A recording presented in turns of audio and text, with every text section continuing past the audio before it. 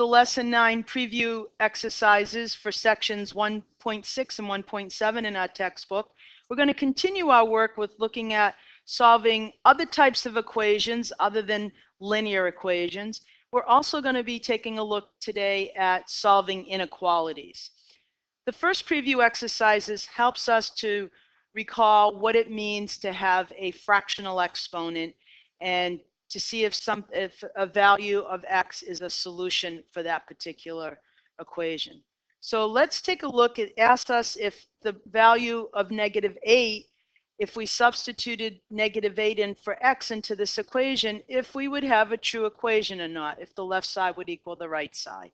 So let's take a look at that. So every time I replace x with -8, I'm going to put that in a little different color, just so you can see that substitution.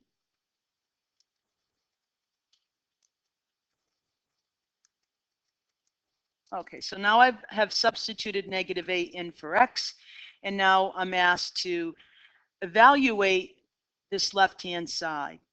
So to do that, I have to recall some of my prerequisite skills from chapter P.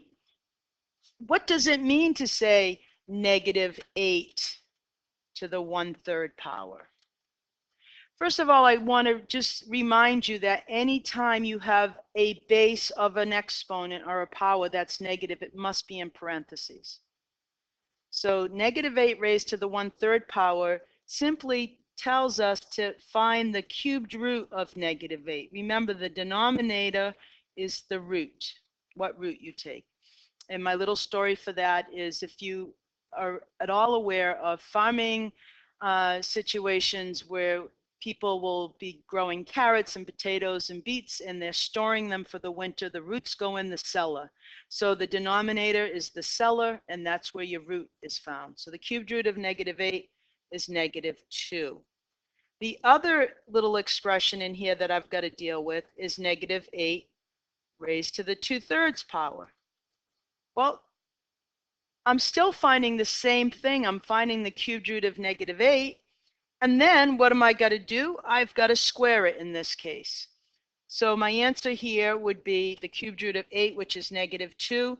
So I've done the denominator, which is the cubed root. And now I've got to apply my square, which is in my numerator. So my answer is 4. So I get 5 times 4 plus 11 times -2 plus the 2 that was there, and I'm asking if the left side equals the right side. So we get 20 plus -22 plus 2. Does that equal 0? We get 22 when we combine our positive numbers plus a -22, and 0 equals 0. You're a happy camper, and this is a true statement. Okay. The next problem in our preview exercises asks us to recall one of our exponent properties that we worked with in chapter P as well. And x raised to the power a, and that entire power raised to the power b, is called raising a power to a power. And whenever we have a power raised to a power, we simply multiply the two powers. So if we take a look at this equation here, we want to try to figure out what power could I put into this empty rectangle to make this situation true. So let's figure out, let's put a question mark in there. Whatever number we put in there, we're going to keep our base the same, x, if we follow this property here. X is being raised to the 3/4 power. So whatever power we raise x to the 3/4 to, we're going to multiply 3/4 times that particular number, whatever it is. And on the right side, we're going to get x to the 1. So that, since the two x's are exactly the same, these are already equal, this is what we have to figure out. 3/4 times some number is equal to 1.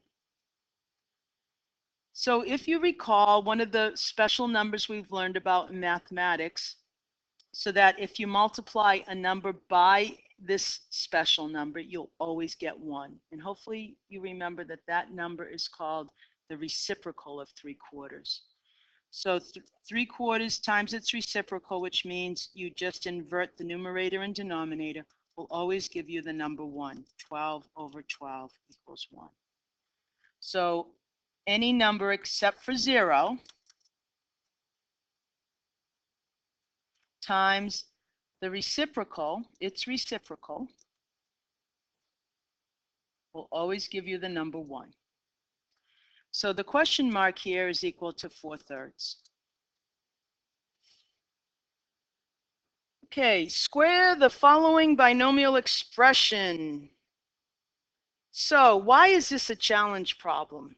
Some of you might think it's a challenge because you see one of the terms inside the parentheses. Remember, they're terms because this is a sum or a difference. In this case, it's a sum. One of the terms has a square root in it, but that's not really one of the biggest challenges. One of the biggest challenges here is that you do not confuse squaring this binomial with squaring a product when you have two factors inside the parentheses. That's when you get to use your exponent property. When it's a plus b or a minus b inside, and you apply it to a power like the second power or the third power or the fourth power, you simply write what it means to square something. A plus b times a plus b, a minus b times a minus b. And you know from using your distributive property here twice that you do not get just a squared plus b squared, you get a middle term for both of these if you did all the work out. You see the a squared and the b squared, but remember you also have 2ab because you have an ab here when you multiply and another ab here. So that's one of the first things we wanted to have you check, is that when you looked at this, did you think you just square the x plus 4 and square the 1 as if it was a product? And if so, you need to write yourself a note and say, uh-oh, I've confused that the exponent property with this situation. This situation, I need to write this out as the square root of x plus 4 plus 1 times the square root of x plus 4 plus 1. Basically, just using the definition of what it means to square something. Now you use this, you simplify this by using your distributive property. Twice you say the square root of x plus 4 times the square root of x plus 4 is the square root of x plus 4 squared. The square root of x plus 4 times 1 is the square root of x plus 4. So now you've used a distributive property with this first term. It's multiplied each of these. Now it's 1's turn. So 1's going to multiply the square root of x plus 4. And then the 1 will multiply the 1. Okay. So notice 1 multiplied by 1 is 1 squared. So you do see the first term here squared. You see the second term 1 squared.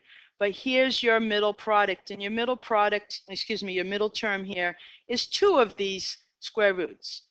So if we square x plus 4, squaring and square roots are inverse operations of each other. So it just leaves you with x plus 4, what you started out with. And again, if you want to see that written another way, just if that was too quick for some of you, we can write x plus the square root of x plus 4 as x plus 4 to the 1/2 power. And then when we square it, we use our product rule, x plus 4 to the 1/2 times 2. Notice those are reciprocals. We're left with x plus 4. So this gives us 1. So we get x plus 4 here, and we've got 2 like terms here, 2 like terms. So we have 2 square roots of x plus 4, and then of course 1 square is 1.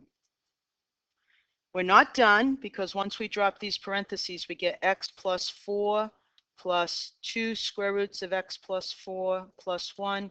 We get to now combine these constant terms, and we get x plus 2 square roots of x plus 4 plus 5.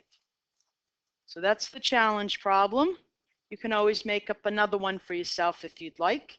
And if you do and you want to know if it's the correct answer, just send me or Caitlin an email.